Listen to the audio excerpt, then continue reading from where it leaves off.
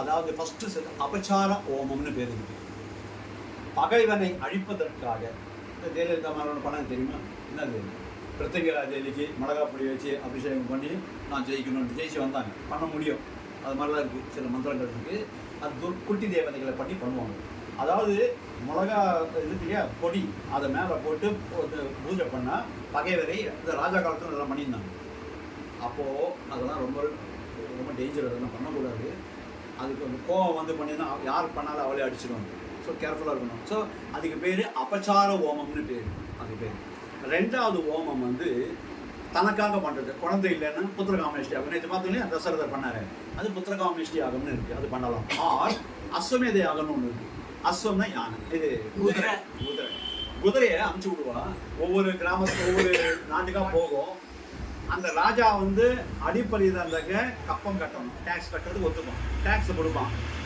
ஒரே ஒரு ஆள் தான் இருப்பான், அவன் டேக்ஸை வசூல் பண்ணிட்டு போவான், ரெசிப்டே கிடையாது, அப்படி போவான். ஒருவேளை யாராவது நம்ம டேக்ஸ் கட்ட முடியாதுன்னு சொன்னால் அந்த குதிரையை பிடிச்சி தான் வச்சுப்பான். ஸோ இவங்க ரெண்டு பேரும் சண்டை நடக்கும். யார் ஜெயிச்சாலும் அந்த குதிரையை விடுவார்.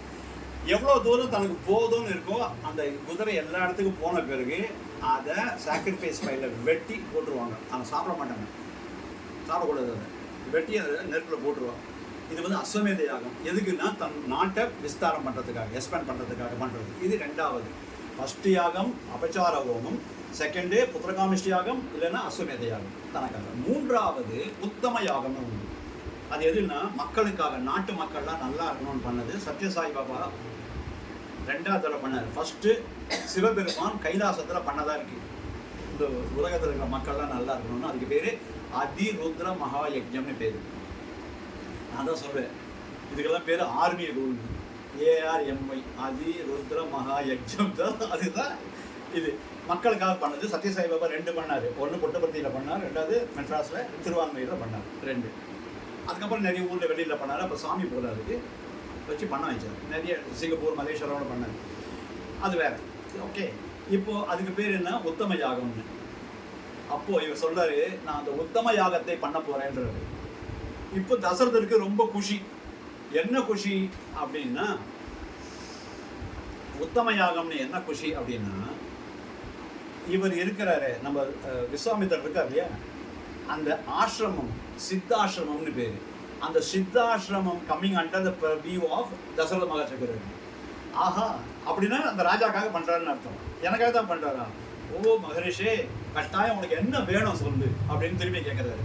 அப்போ அவர் சொல்கிறாரு, அந்த யாகம் பண்ணுறது 5 நாள் பண்ணணும். எது? உத்தம யாகம் பண்ணுறது 5 நாள் பண்ணணும். அந்த 5 நாள் பண்ணும்போது ராட்சசர்கள் வந்து மாமிச மழை இல்லை ரத்த மழையை அதில் போட்டுட்டாங்கன்னா தீட்டாயிடும். திரும்பி முதலேருந்து பண்ணணும். புரியுதா? ஸோ அதை தடுக்க முடியல என்ன. அப்போது தசரதில் அவரை பார்த்து ஒரு மாதிரி, நீதம் மகரிஷி வச்சு சாபம் கொடுக்க வேண்டியதானே. சாபம் கொடுத்தா என்னுடைய பவர் போய்டும். திருப்பியும் நான் பவரை ஏற்றிட்டு தான் வந்து பண்ணணும். அதனால தான் உன்னுடைய ஹெல்ப்பு வேணும்னு. அவ்வளோதானே. ஒரு 2 பேர் அனுப்பட்டுமா சோல்ஜர்னா? 2 பேரா? ராட்சசடாவாலாம்.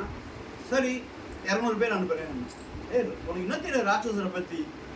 நீ ராஜா, அதோட தெரியும். உனக்கு ராட்சசரை பற்றிலாம் தெரியாது. நாட்டில் நாங்களாம் கஷ்டப்படுறது உனக்கு தெரியாது.